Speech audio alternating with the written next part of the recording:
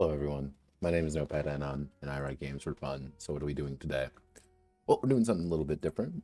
Yesterday we ended up wrapping up Dying of Dryads. And today what we're going to do is kind of a two-parter. A little bit of this, a little bit of that. However, the main thing we're going to be working on is potentially the next major project. Those known as a commission project. Now, this commission project's a little bit interesting, so that's not the right one. I need things Notepad Anon wants to do. If I click on all the documents, I'll eventually open the right one. Scroll down, scroll down, scroll down.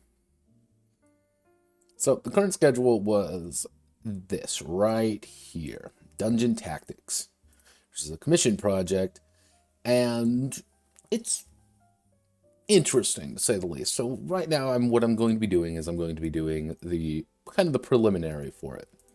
I want to get all the points and all the pieces in place, so when we actually do something, it'll work. However, the little side note here, the little if part, is that I haven't been paid for it yet. I only start on projects once I've been paid for. So what I get to do now is sit on my hands and get all the points of it done before. So I want to get that done, and then I get to work on it when I get my initial payment. But Dungeon Tactics is, I reorganized all this. Don't ignore all the sadness here. Ignore how ugly it all is. Oh God, so embarrassed. Ooh, this isn't how it's supposed to be. Here, let me move you like right. I'll put it right there. Mega Man lock. What I'm gonna do actually, I always end up having to do this, so I'm just gonna put this right up here. There we go. Template box. Don't worry, you're getting an exciting stream today, folks. Otherwise known as me going through and reorganizing my Miro folder. Hell yeah. Oh yeah. But obviously we gotta get this the right name.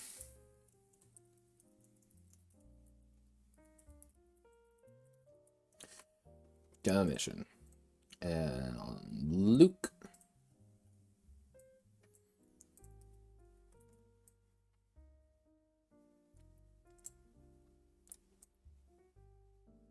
Put that right there. Put you right there. If I can get everything set up. Now you get to kind of see how Notepad does things. And the answer is Notepad does not do things elegantly. He instead finagles it and hopes for the best. So, check. Yeah. So one of the big things about this project overall, which is a little bit weirder than most of my other ones, is that it's not entirely, me and one other person. However, this is,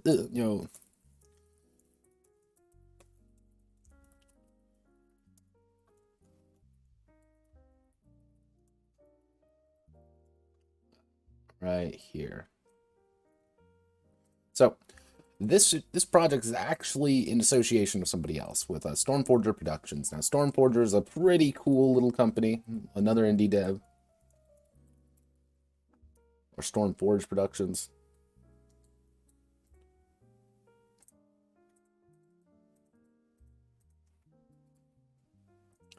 They are a little indie dev, actually based out of, I believe, New Zealand, but they have people everywhere. And they're a pretty cool little company. I really enjoy them. I've been in cahoots with one of the main guys, Stormforger himself, about some of the details behind things, and overall, we came to a conclusion about how this is going to work. And this is some of the games: Ruined Age, Zealand, Ruined City, Ruined People, This is their kind of your baby system, the sigil system. This is what they like basing a lot of things off. Glyph, rune cards, and journal of array design. So all of these are kind of their own thing, and if they feel like doing it, I might help. Let's see. A lot of they're an official company compared to me. Like, they are a lot more official and know what they're doing kind of thing.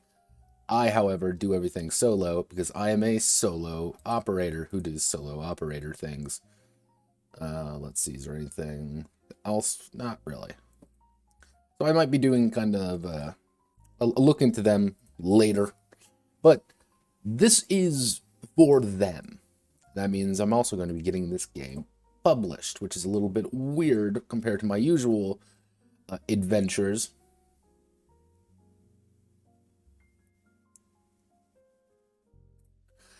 And my usual adventures are independent projects for other people, and they get put on my site. This one will not be put on my site. You will actually have to buy this game. However, it will be pretty much in association with Stormforge Productions. That's how this is going to work. It's a little team up, you know, the crossover event of the century. So, however, he hasn't paid me the initial amount, and I don't know how that's going to work. So, who cares? But if we go right here,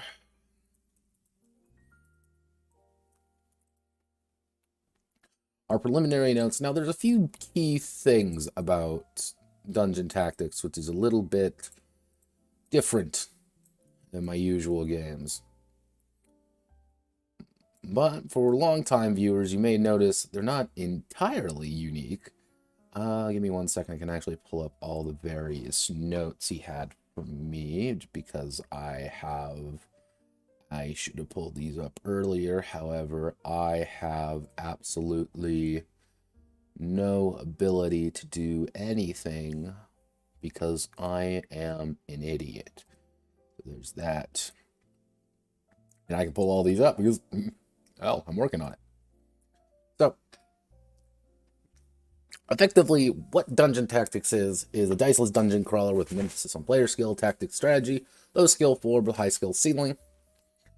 Now, one of the key things about this, as you can kind of see already, there isn't actually that much here, and that was one of the issues that he initially actually contacted me to work on earlier, which is me going through some of these parts. And we kind of talked about it a little bit, and we came to the conclusion that maybe working on it and giving it a little bit more meat and potatoes might be a good idea. So that's what the plan of action is. I'm going to give it the meat and potatoes. He's going to be the one actually making things pretty nice. So if we do this, but it's, if you kind of hear that little word right here, this little word, this little one right here, Diceless.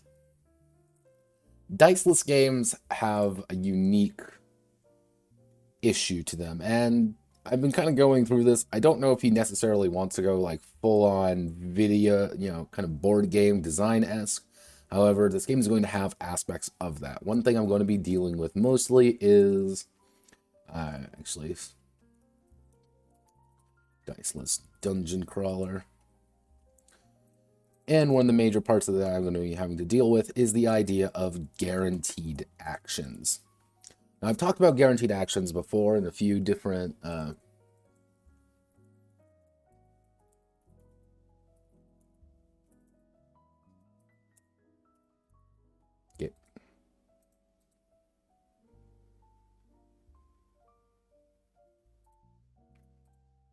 guaranteed actions. I've talked about the idea behind guaranteed actions before.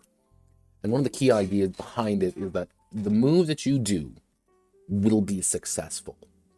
It will occur if you do it. And you sometimes see this in a few games. Usually they're like strategy games or tactics games. The idea of there isn't really a chance to miss, per se. If you walk up, if you are within range, you're going to hit them.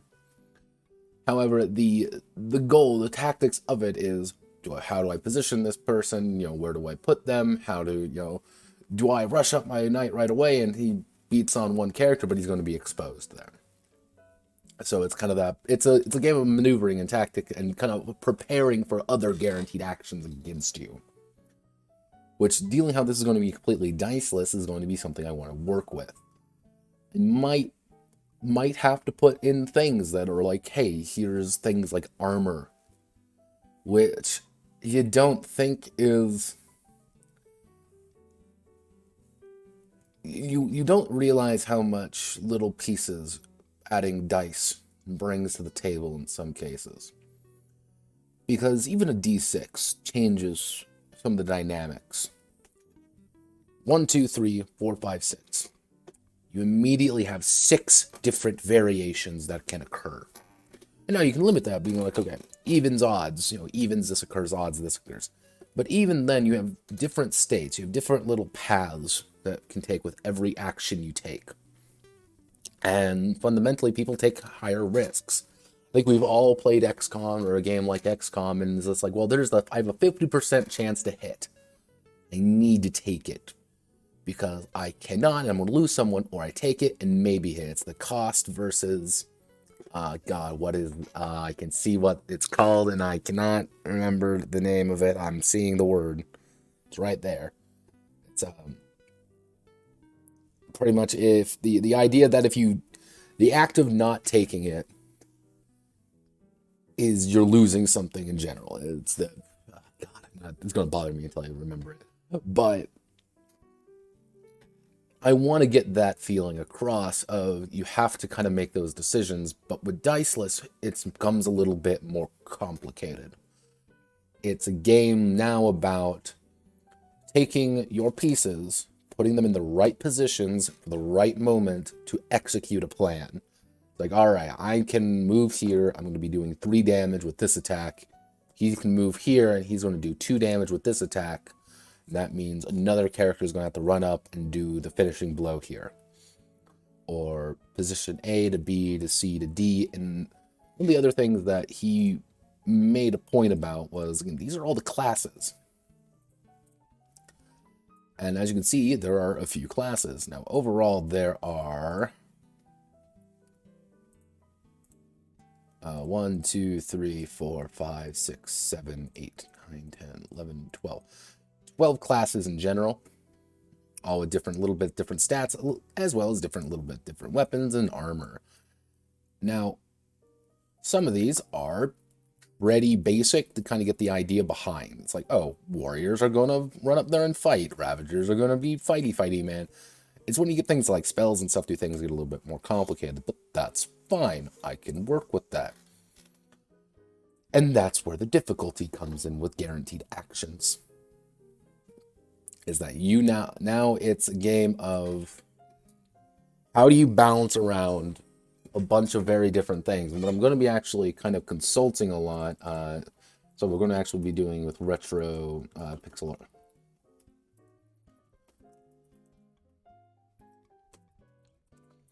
Aesthetic. Now, he's going to be going with the kind of this retro pixel RPG, kind of your Final Fantasy, I would say around Final Fantasy Tactics, but he even said it's going to be a little bit different from that.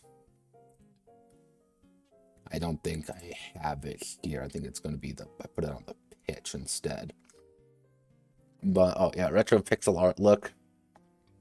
Old video game aesthetic. So one of the main games I'm going to be basing this off of is actually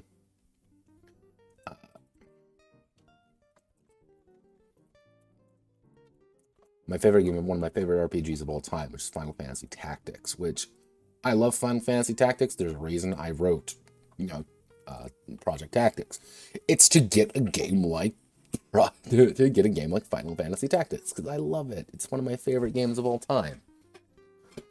So I'm going to be having to kind of consult things like that and kind of some of the concepts behind it. So, okay, we've got our Diceless Dungeon Crawler. Actually, what I should say is...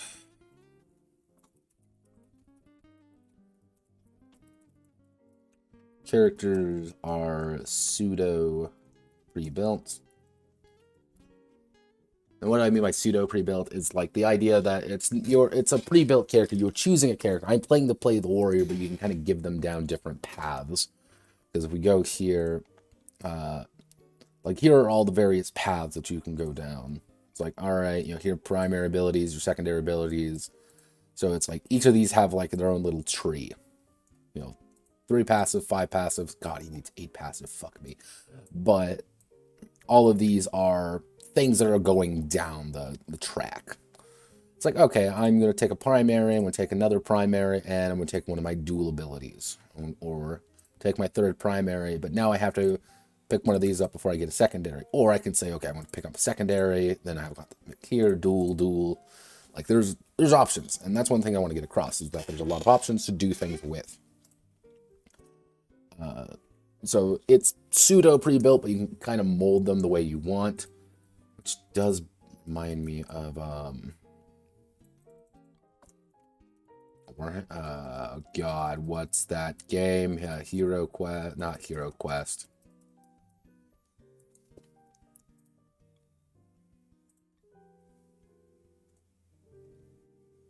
Was it Hero Quest? Yeah, kind of Hero Quest-esque. That's the idea of here's your characters doing things. And I know Hero Quest or Warhammer Quest. iPhone, how are you? So the idea kind of like Warhammer Quest and some of those ideas behind that could play it interesting. So I want one of the main goals would be having players take the same character through multiple dungeons and make that kind of the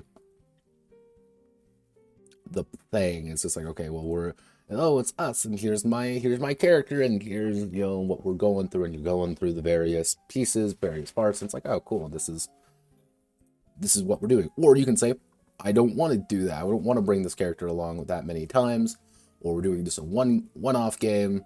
Cool, here it is. Pick your abilities, pick this, we're done. Like, that's it. So that could be interesting to play around with. So characters can be used for multiple, quote, campaigns, multiple dungeons, or used for one-offs.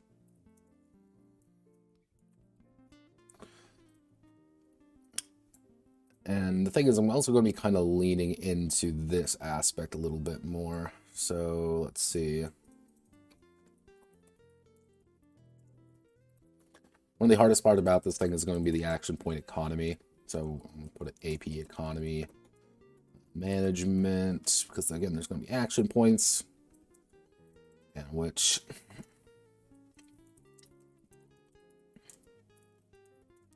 simple to learn, hard to master kind of thing. It's almost going to be like a pseudo chess in a way, or a chess game in general, which is more of a 1 and 2 game, 2-player game. However, the idea being more of the fact of it's a group of players versus a single player, which I'm actually working with a few other people.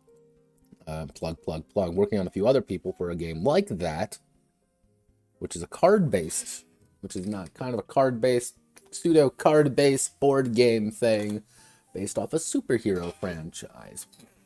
That isn't really a franchise. And I'm working with someone on making a board game out of that, and it's actually been a really fun adventure, and I'm probably going to steal some cues from it, because it works. It's not called theft, it's called inspiration.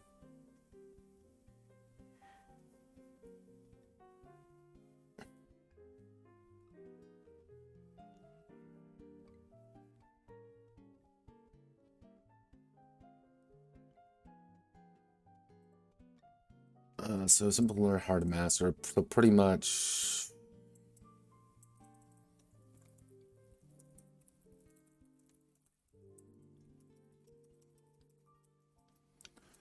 I have to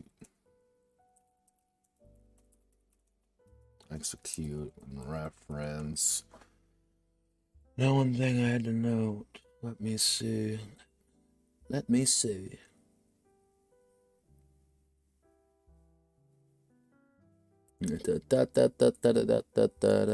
of this actually works.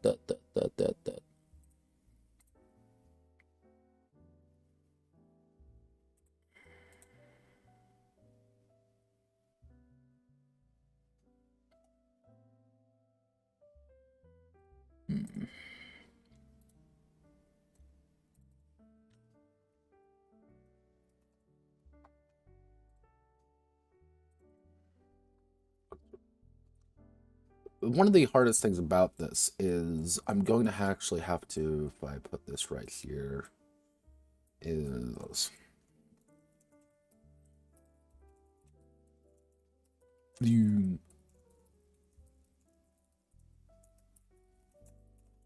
Is I'm going to need to take more cues from board games more than anything because of the nature of what we're going to be working with here.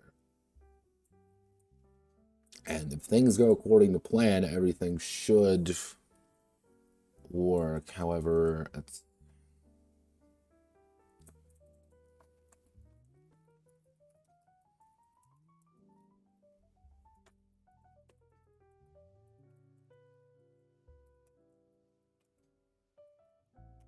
actually what I should say.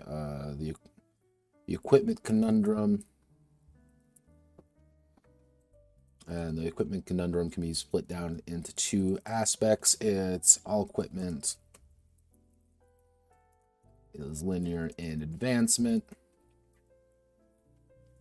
versus equipment can be mixed and matched for best outcomes.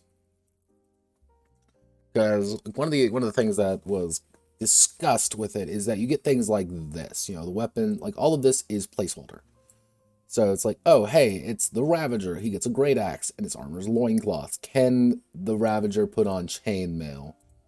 Maybe, and I might actually borrow some ideas from Darkest Dungeon in that regard to get the idea behind that. Darkest Dungeon, your equipment doesn't necessarily change because Crusader will always use a greatsword. However, you're getting better greatswords as you buy up effectively. It's okay, I have a big sword, now it's a really good big sword, does more damage. I got this, I've got this. What I might be doing is that I can adopt that, and I'll see if they want to do something else. They have mentioned things like a support equipment.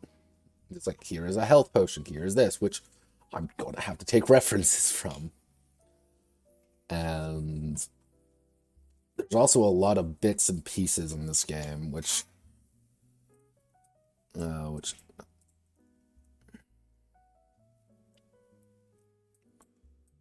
so we got our AP economy.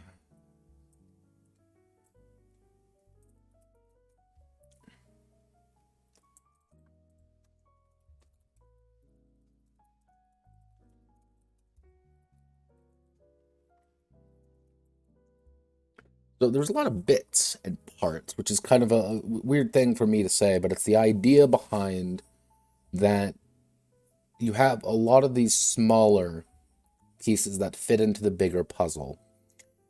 Here is an attack that produces a gas cloud, or like here's an ability that interacts with gas clouds and clouds in general.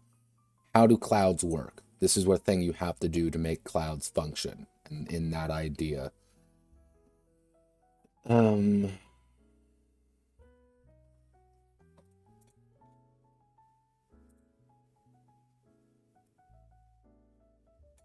Things like summoning, how do you hit?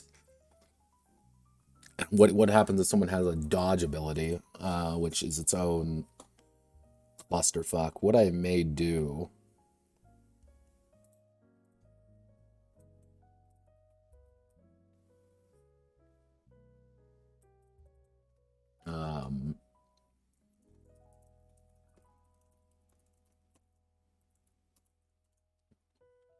might put the coin mechanic in. The idea that some actions give you a 50-50 shot of this is going to do this is going to do a lot of damage, or it's not going to do much damage. So you get some abilities that do 50-50. However, you can spend additional AP to roll you flip additional coins.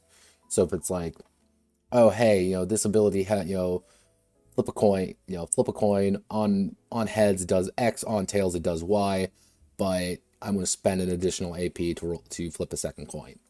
So it's like coin flip, and then 2 coins come up, being like, oh cool, I got a heads. It's going to do its thing I want it to do. Or hey, it came up not heads, and now it's not doing anything what I want it to do. That could be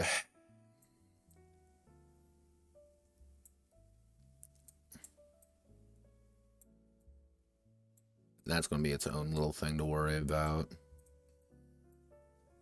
That just furthers the equipment conundrum.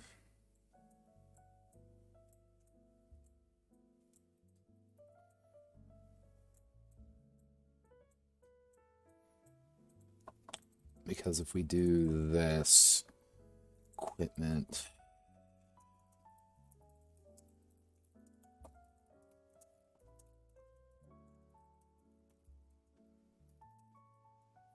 Equipment's going to have to be a lot of solid numbers, but it's the idea of how do you make each piece of equipment unique. How do you make sword versus spear? What's the differences between this? Okay, like this makes sense. Okay, sword, you know, maybe does more damage. Spear, +1 range. Boom, done. You know, and +1 damage for the sword, +1 range for the spear. All right, okay, this makes sense. Like, okay, what does the axe? What does the axe do? +1 pierce. What does the mace do? Chance to stun. Like, it's D&D, you know, love it or hate it, manages to do this in its own. Yeah, no, you are right. Yeah, you're all right about the idea of Darkest Dungeon. Your equipment didn't matter, it was about how you played it. And that's one of the conundrums that I'm running into. Because, again, Darkest Dungeon had the math behind things. Thoughts on Space Jam? Here, give me 1 second. So, the idea behind Darkest Dungeon is that you are a very small group of people, and you have chances, and there's risks, and there's rewards. And it's the idea behind what's your best risk versus your less optimal risk. And your equipment only helps you in that. It's like, okay, I'm coming in there with my pieces of equipment. So I know now instead I have a slightly better chance of hitting. I have a slightly better chance here. Which, again, since there's no dice rolls in this, it has its own issues with that. Big guy, big it for my thoughts on Space Jam. I enjoyed Space Jam. Lola Bunny back in the day give very, very young Notepad some very questionable thoughts. We do not talk about those thoughts, though. Those thoughts get exiled to the mind prison where they belong. But let's see.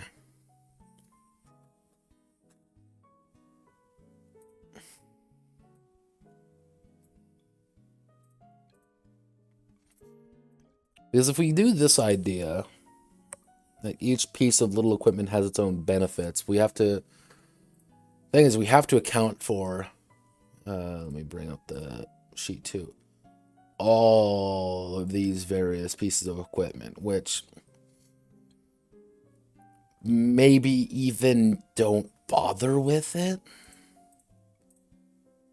Because we're also going to have this attribute right here, which is going to be its physical attacks, which this doesn't mean anything for this. Like, okay, your Ice Axe for the Frost Lord, if you don't have...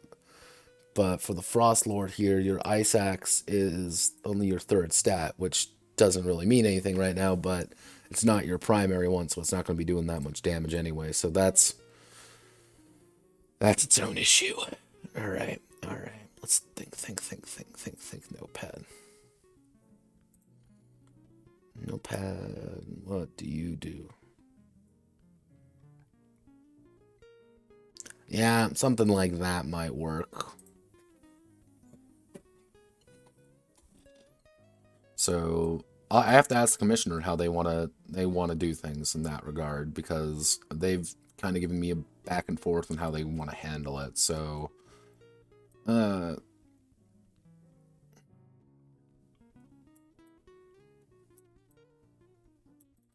but you do bring up a good point.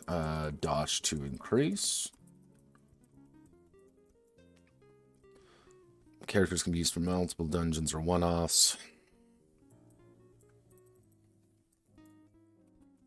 Rewards for clearing dungeons, and such.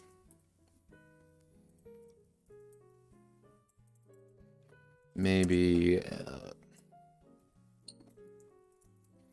ask money as L's idea. Money as XP. Forcing players to take detours. Yeah, you know, actually forcing players to take detours for money, but wasting resources, i.e. health. Keep it scant. Let's say that could work. Because that would encourage the players to be like, all right, you know, we're going through this dungeon with our equipment, and the goal is we want to get better equipment. We're going to need to plunder items, we're going to need to do things like that, but we also want to get money so we can then spend it on ourselves to improve ourselves. And if we can improve ourselves, we can improve our equipment, we can improve everything like that, which could work. More the idea of like training that. It's not perfect, but I think it works on a purely numerical basis. And I know things are not going to be complex, and that means every single skill is going to need possibly an AP cost behind it.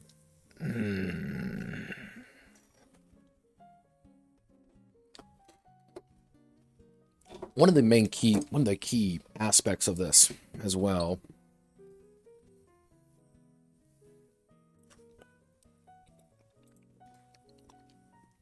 is if we kind of go to all the,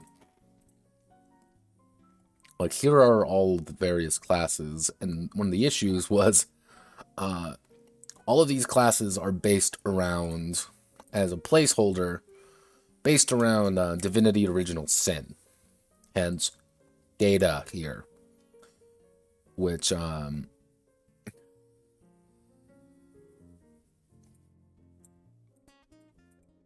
Jesus,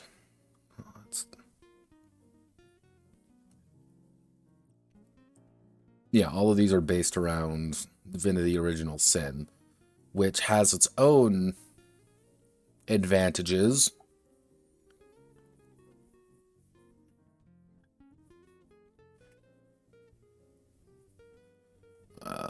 Let's see, Pyramid. AP plus CD plus 1 max. What the hell does this mean? Come on, why don't you tell me what this actually means?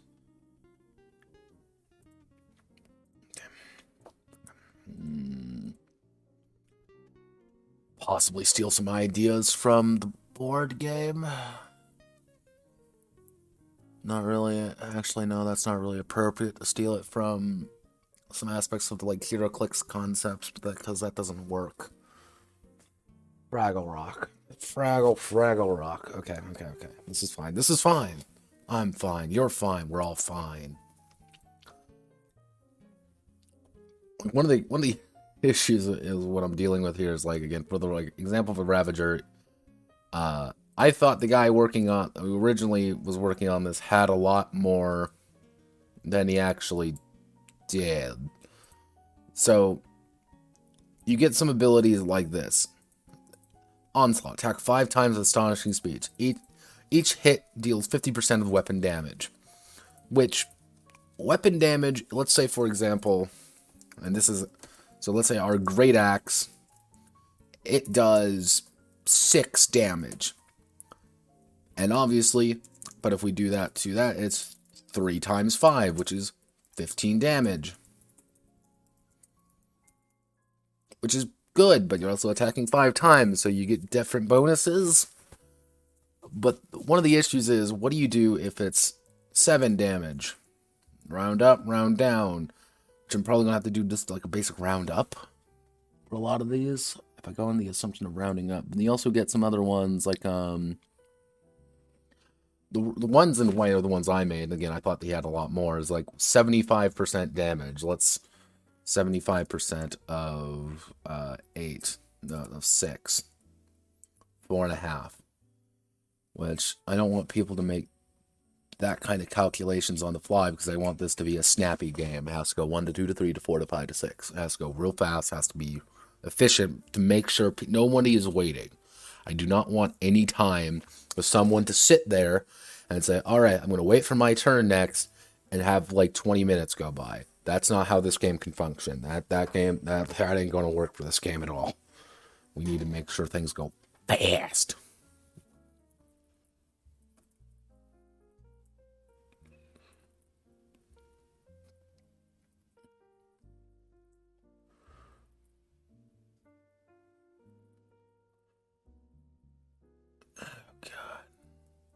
Gonna actually have to ask him as well how he wanted to stagger these, because he just told me to make abilities. That was the original deal. Just make abilities.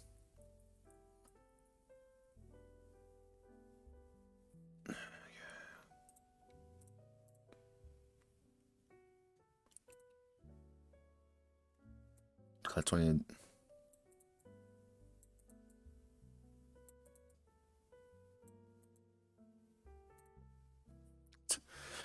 Yeah.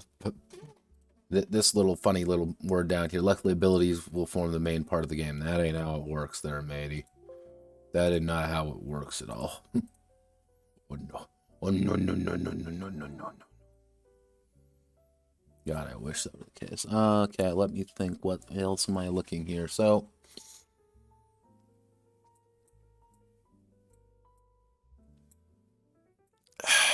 taking cues from Final Fantasy Tactics. We boiled down the... Actually, if we go down this route, this kind of, RPG video game, but tabletop idea. I mean, at least you can make... Character stands would be pretty easy to make, because it would just be print and play your favorite thing and just have them move around. That would be pretty simple to do, but oh, lordy, lordy, lordy, lordy. Okay, I should ask my loyal viewers, as I think about it for a bit. My question for you all two of you currently in here.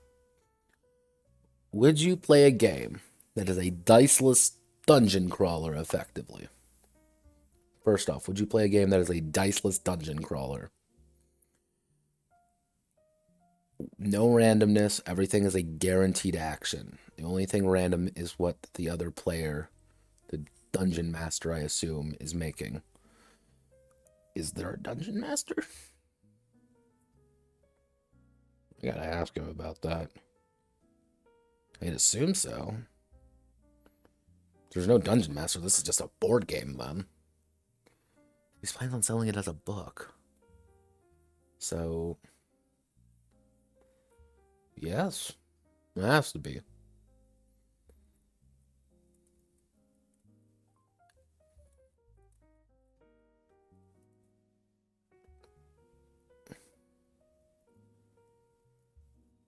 I'm having a crisis of faith right now because I don't quite know what it's...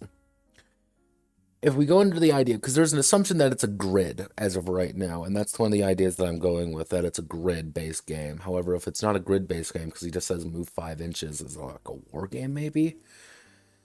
The concept of moving diagonal does open up different avenues of issues, and always has. It's like adding a Z level to any game. You immediately complicate things by adding a Z level, because it gives people different bonuses and penalties, because there's another entire thing to worry about. So if we do that and we go under the concept of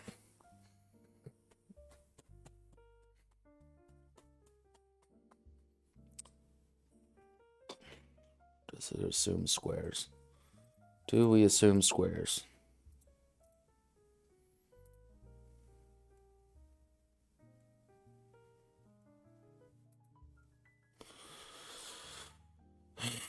Because in class getting started.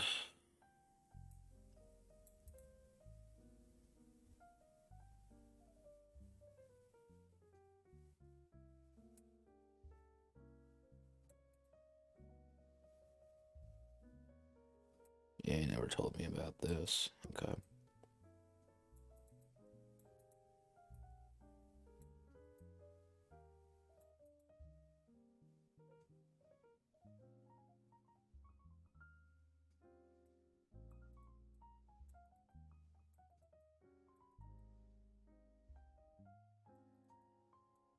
That's going to be complicated. He doesn't make any... Why do we need perception, though? Oh, everybody, we get to laugh at somebody. Oh, we get to laugh at what? Who is this asshole? It's G. Bellwood 9037. Everybody, let's laugh at him because he's dumb and trying to make me famous on the internet. Ha ha ha ha ha. Oh, God. Isn't it funny when people try to think they're important and actually do stupid shit, like post in my chat for that? Wowzers there, Batman. Give me 1 second as I deliberately, make a big show out of banning you, you Fraggle Rocket fuck. No, we gotta report you. So what should we do it for this? Spam malicious link with bot account. There we go. Perfect. Malicious link. I think this attempts to scam other community members, sending malicious links. There we go. Tell us more. Try to make me famous. Wanted me to buy followers. Wanted me to buy followers, but I don't want to be famous. Lamau, what a loser. Yep, submit report. Block. There we go.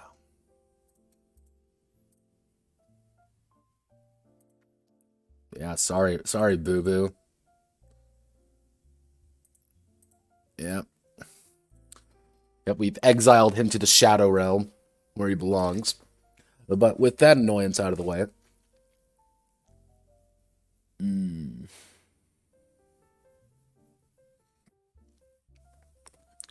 Alright, time for some meandering thoughts. This wasn't going to be a long stream, I knew that much. But if we do the concept of, if we have the idea of getting guaranteed actions and he wants dedicated, fuck. There's a lot of little parts to this. I'm trying to think of the best way of doing it. Because if we have the idea of... Oh, Jesus. Okay, let's stand up properly. So if you have the idea of guaranteed actions, and if we use guaranteed actions plus a few core abilities on top of everything, that could work at a theoretical level. We're going to need to establish what those core abilities are right away, though. Those are going to be like the first thing we have to work out for each class, because I have to rewrite every class at this point, which is going to be a complicated endeavor, but I could do that. That's not complicated to do. But I can't... Jesus. Let me think. You know what? I don't think there's actually much more I can do at this time. It's one of those weird points where there's a lot of little things to consider. However, I don't have many things to work with. This is the extent of the rules. Like the actual, like, established rules. And then some of these, like increasing AP, restores 5% of allies' health within 2 spaces of every round. Like, that's... What's the health calculation? We don't have a health calculation. Just be the vitality attribute. So if it's just a vitality attribute, that means a Templar Warrior and Earthbinder have the same health? That seems a little bit weird.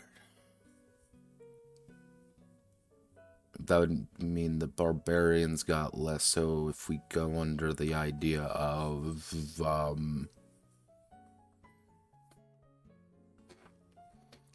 There's got to be an answer here, folks. Every game is a puzzle, and the goal of a designer is to make sure that you can find the right one. Because if we're going under the concept that Your stamina is your vitality directly contributes to your health. Is that the calculation? It has to be the calculation. So per turn HP is for perception plus vitality divided by 2. So if everything's 3, that means it's just 3? This means nothing because it's all the same. Plus max. Oh god, vitality is useful. Fuck. Didn't realize that before. I did not realize that vitality did all of this. Okay. Alright. So, this is what we got so far. This is what we're going to be working with. I have some ideas. I think I know how to do it. It's mostly a game of figuring out what they want just as much as trying to figure out what I'm getting at so we can make a good game together. Now, making this all go away, one of the key things is I haven't been paid for this yet. And here, let me draw a big old I. There has been no money paid yet. And thus, I'm not going to work on this game until I get paid. So that's a pretty simple concept to work with. Hopefully he understands, and if he doesn't understand, well, goodness gracious me, things are gonna get real complicated real fucking fast. But boot. Let's see.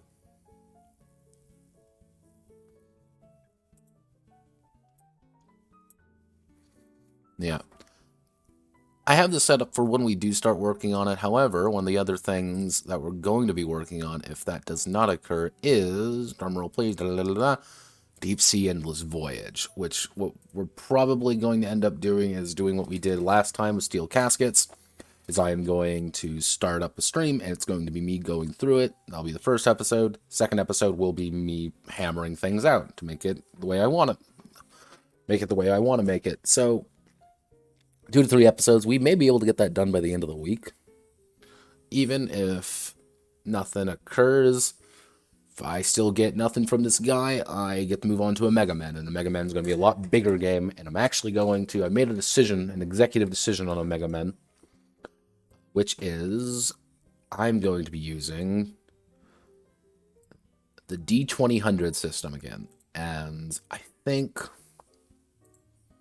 it'll work. And I want to do it. I used it once. I haven't been able to really use it. However, I've been playing Heroes Unlimited. I've been playing around with Palladium again. I'm like, okay, I think I can make it work again. And I'm going to be playing around with some of the key ideas. I want to embrace the Palladium jank with the D2000 system. I want to add every part of the Palladium jank in there and have it be the morsel of food that makes a Mega Man sing. I want Omega Men to be a weird game. But because that's the point. The point is that it's a weird game with weird ideas and weird characters doing weird shit together. It's a game where you have to eat a vampire to get vampire superpowers. Come on. I'm not exactly, trying to do high art here at this point. But yeah, we'll cross that hurdle when we get to it. But Deep Sea, do I have my notes on Deep Sea? No, I don't have my notes on Deep Sea here. But Yige Minzu currently, this is kind of a wrap up of all the various things. Yige Minzu was meant to be started earlier. However, I am trying to find as much as I can on diplomacy, and I am not finding anything. So it's hard to get a good idea of how I want to do this game without just writing it all myself. And that was like one of the key parts of this, is that I was kind of scared of just writing this one for one because I don't do board game design. So I'm kind of having to stop for it for a bit and I might have to just hard do it, just do it all at once, which is going to be its own complicated theory. But I have an idea how to do it. These games are coming up soon, TM. If I remember correctly, Fear and Hunger is way down the way, and Endless Adventures way down the way as well. But people wanted Omega Men. So the rough order of things is currently we are here. It will go to here, to here on this handy little chart here. We still have about 2 more that not actually here because I actually don't have that much on it. But we will cross that hurdle when we get to it. So thank you all for watching. I know this hasn't been the most exciting one. It's been mostly me staring at a document saying, oh God, why doesn't this work? But this is what we have to do. This is why we call it in the workshop. But thank you all for watching. Godspeed, good luck. Hope you all have a wonderful rest of your day. And if you ever have any questions, do not hesitate to ask. Find me in my Discord server. Find me on the YouTubes or any place else, really, you can find me. And I will answer any question you have about anything, unfortunately. But, alright, I am away. I will catch you all on the flip side.